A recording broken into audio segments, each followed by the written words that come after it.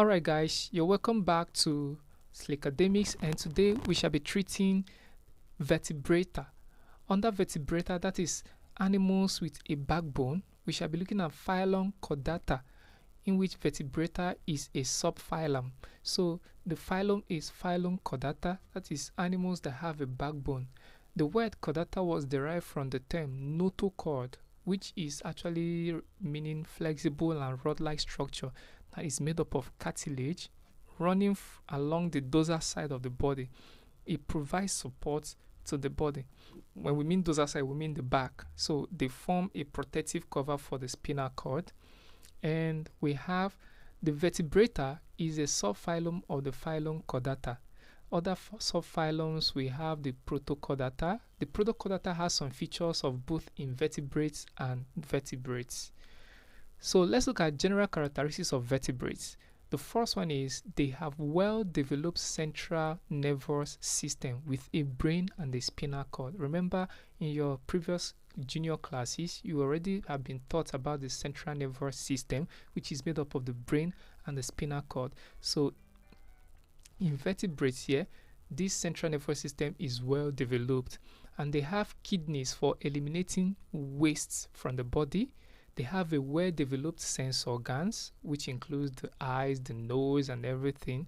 And they have two pairs of limbs. That means they are tetrapods, meaning tetra means four. So pods means legs or limbs. So here we have tetrapods. The reason that these limbs and these attachments were now being modified to fit the organism. Some are modified into wings, some are modified into hands and legs, like our case may be. Now, their skin may be naked or have a covering of scales, feather, or hair. Their bodies are bilaterally symmetrical. So I want to know if you remember what we said about bilateral symmetry in our previous classes. So you can pause the video and answer what bilateral symmetry is. Okay, so if you have done that, then bilateral symmetry, if you can remember, means that you can divide in a particular plane to get two identical halves. Now, it is divided into a head, a trunk, and a tail. Now, in most vertebrates, a neck joins the head to the trunk, and they have a closed blood circulatory system consisting of blood vessels, meaning the blood does not come in contact with the general parts of the cell. Rather, it is moved within blood vessels. And vertebrates are divided into 5 classes. So we're going to look at the 5 classes here. We have the Pisces, which are the fishes. We have the Amphibia, that's the amphibians. We have the Reptilia, which are the reptiles. We have the Apes, which are the birds. And then we have Mammalia, which are the mammals. So let's look at Pisces. General characteristics here. They are fishes which are aquatic, except for the muscipars and lungfishes, which can be found in muddy environments, but there must be water there, obviously. The bony fishes like tilapia and carp are the largest and most successful group of fishes. Now, they are cold-blooded, that is poikilothermic animals. Whenever you hear the word poikilo, that means they are cold-blooded. That is, their body temperature varies with that of their environment. So the environment actually determines what happens within their body temperature. And they have streamlined bodies with scales on their skin. And also, the streamlined body helps them to actually move against water pressure, so they can actually have a smooth movement in water. They use gills for gaseous exchange and fins for swimming. Of course, we have seen gills, the function is for respiratory gaseous exchange within the aquatic environment, and the fins are to enable them to swim. They have 2-chambered hearts, and fertilization is usually external. Now, that means the female fish produces the eggs and releases it to the environment, and the male fish comes and sprays sperm on them to enable them to fertilize outside the body of the female. And subclasses, we have the bony fishes, example tilapia, catfish, and cod. And then we also have the cartilaginous fishes, which includes the sharks and the rays.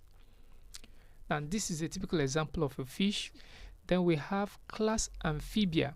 The Amphibia are also cold-blooded, and it has paired fore and hind limbs in adult stage. It has a naked, moist skin.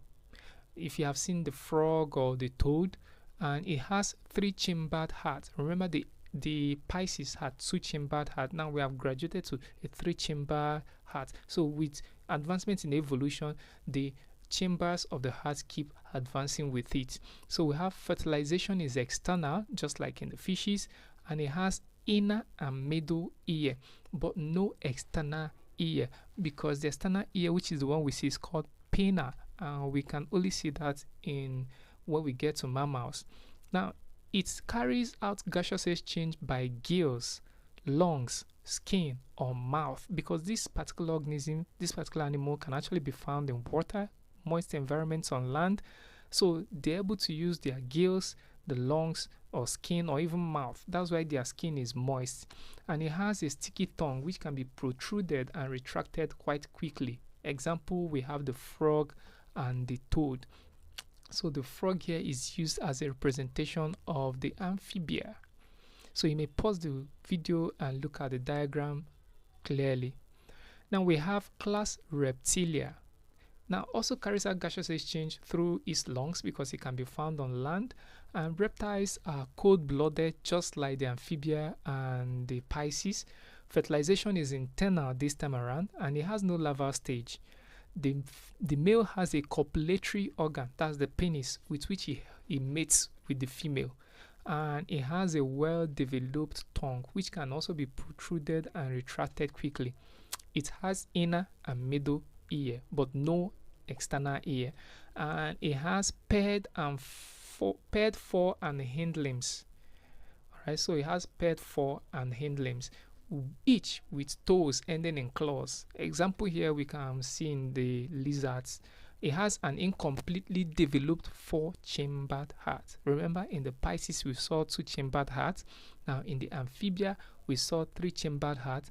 Now in the reptilia we are now seeing incompletely developed 4-chambered hearts. Now the lizard is a representation, so you may also want to pause the video and look at the diagram clearly. Now we have class Aves, which is the birds. This includes all types of birds. Now, unlike the previous classes that we've seen, the Aves are warm-blooded. That means the external environment does not dictate what the temperature is within the body of the vertebrates. Okay, so it is a warm-blooded vertebrate, and its head, neck, and trunk are covered with feathers. So it does not have a naked skin like the amphibia. So unlike even in the reptiles, their skin is always covered with scales. But here in the aves, their skin is covered with feathers. Its skeleton is rigid and the bones have air sacs. Now the essence of the air sac is to allow it to actually carry out flight easily. And it has 4-chambered hearts. And there is a graduation in the chamber of hearts. Now we have now a completely divided or developed 4-chambered heart. Now fertilization is also internal. Its forelimbs are modified into wings for flying. Its hind limbs or its hind legs have feet with each ending in toes with claws. Alright, so they have claws at their hind limbs. So this is a typical example of a bird. Obviously, you can see it, the diagram here. Majority of you are familiar with this type of bird.